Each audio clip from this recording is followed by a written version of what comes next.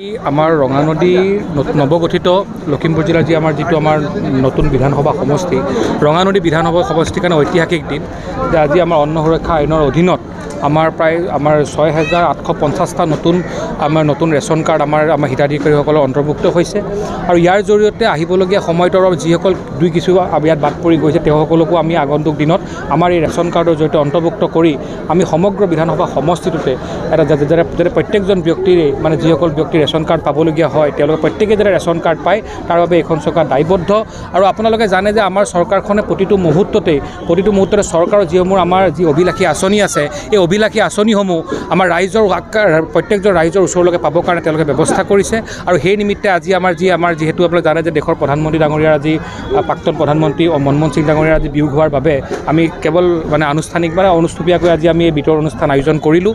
আজি এই বিতৰ অনুষ্ঠানৰ জৰিয়তে আপোনালোকে দেখিছে যে আপুনি ইমান আজি হাজাৰ হাজাৰ ৰাইজ উপস্থিত হৈছে ৰাইজৰ মনত উল্লাস তেওঁলোকে বুজি পাইছে যে এখন ৰেচন কাৰ্ড পাবলৈ ইয়াৰ আগতে কিমান টান আছিল আৰু এখন ৰেচন কাৰ্ড নোহোৱাৰ ফলত ৰাইজে কেৱল ৰেচন কাৰ্ডৰ পৰা চাউল অন্নমুঠিয়েই নহয় তাৰ লগে লগে বহু আঁচনিৰ পৰা তেওঁলোক আঁতৰি থাকিব লগা হৈছিল।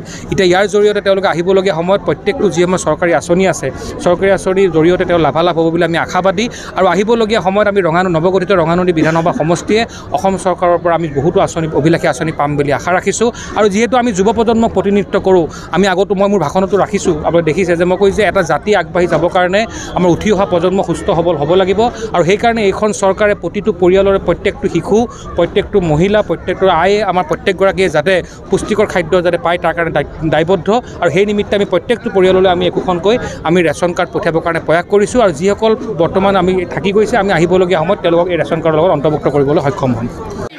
শৰ্মা ছাৰক আমি বহুত ধন্যবাদ জনাইছোঁ। আজি ৰেচন কাৰ্ড দিছে আপোনালোকে? বহুত ভাল। কিমান দিনৰ মূৰত পাইছে ৰেচন কাৰ্ড? আমি বহুত দিনৰ মূৰত আজিয়ে পাইছোঁ। আৰু কি আঁচনি পাইছে আপোনালোকে? আমি চব পাইছোঁ সুবিধা ৰেচন কাৰ্ডটো পাইছোঁ। ৰেচন কাৰ্ডটো পোৱা নাছিল। কোন জেগা ঘৰ?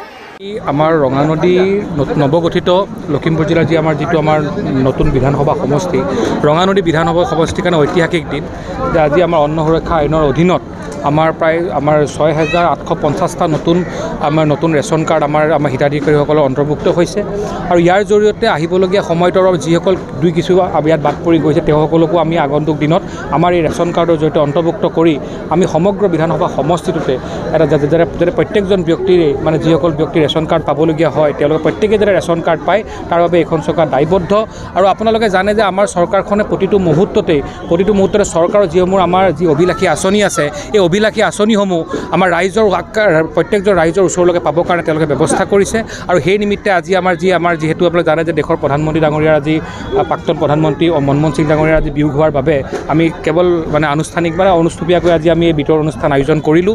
আজি এই বিতৰ অনুষ্ঠানৰ জৰিয়তে আপোনালোকে দেখিছে যে আপুনি ইমান আজি হাজাৰ হাজাৰ ৰাইজ উপস্থিত হৈছে ৰাইজৰ মনত উল্লাস তেওঁলোকে বুজি পাইছে যে এখন ৰেচন কাৰ্ড পাবলৈ ইয়াৰ আগতে কিমান টান আছিল আৰু এখন ৰেচন কাৰ্ড নোহোৱাৰ ফলত ৰাইজে কেৱল ৰেচন কাৰ্ডৰ পৰা চাউল অন্নমুঠিয়েই নহয় তাৰ লগে লগে বহু আঁচনিৰ পৰা তেওঁলোক আঁতৰি থাকিব লগা হৈছিল। এতিয়া ইয়াৰ জৰিয়তে তেওঁলোকে আহিবলগীয়া সময়ত প্ৰত্যেকটো যি আমাৰ চৰকাৰী আঁচনি আছে চৰকাৰী আঁচনিৰ জৰিয়তে তেওঁ লাভালাভ হ'ব বুলি আমি আশাবাদী আৰু আহিবলগীয়া সময়ত আমি নৱগঠিত ৰঙানদী বিধানসভা সমষ্টিয়ে অসম চৰকাৰৰ পৰা আমি বহুতো অভিলাষী আঁচনি পাম বুলি আশা ৰাখিছোঁ আৰু যিহেতু আমি যুৱ প্ৰজন্মক প্ৰতিনিধিত্ব কৰোঁ আমি আগতো মই মোৰ ভাষণতো ৰাখিছোঁ আপোনালোকে দেখিছে যে মই কৈছোঁ যে এটা জাতি আগবাঢ়ি যাবৰ কাৰণে আমাৰ উঠি অহা প্ৰজন্ম সুস্থ সবল হ'ব লাগিব আৰু সেইকাৰণে এইখন চৰকাৰে প্ৰতিটো পৰিয়ালৰে প্ৰত্যেকটো শিশু প্ৰত্যেকটো মহিলা প্ৰত্যেকটো আয়ে আমাৰ প্ৰত্যেকগৰাকীয়ে যাতে পুষ্টিকৰ খাদ্য যাতে পায় তাৰ কাৰণে দায়বদ্ধ আৰু সেই নিমিত্তে আমি প্ৰত্যেকটো পৰিয়াললৈ আমি একোখনকৈ আমি ৰেচন কাৰ্ড পঠিয়াবৰ কাৰণে প্ৰয়াস কৰিছোঁ আৰু যিসকল বৰ্তমান আমি থাকি গৈছে আমি আহিবলগীয়া সময়ত তেওঁলোকক এই ৰেচন কাৰ্ডৰ লগত অন্তৰ্ভুক্ত কৰিবলৈ সক্ষম হ'ম। শৰ্মা ছাৰক আমি বহুত ধন্যবাদ জনাইছোঁ। আজি ৰেচন কাৰ্ড দিছে আপোনালোকে? বহুত ভাল। কিমান দিনৰ মূৰত পাইছে ৰেচন কাৰ্ড? আমি বহুত দিনৰ মূৰত আজিয়ে পাইছোঁ। আৰু কি আঁচনি পাইছে আপোনালোকে? আমি চব পাইছোঁ সুবিধা ৰেচন কাৰ্ডটো পাইছোঁ। ৰেচন কাৰ্ডটো পোৱা নাছিল। কোন জেগা ঘৰ?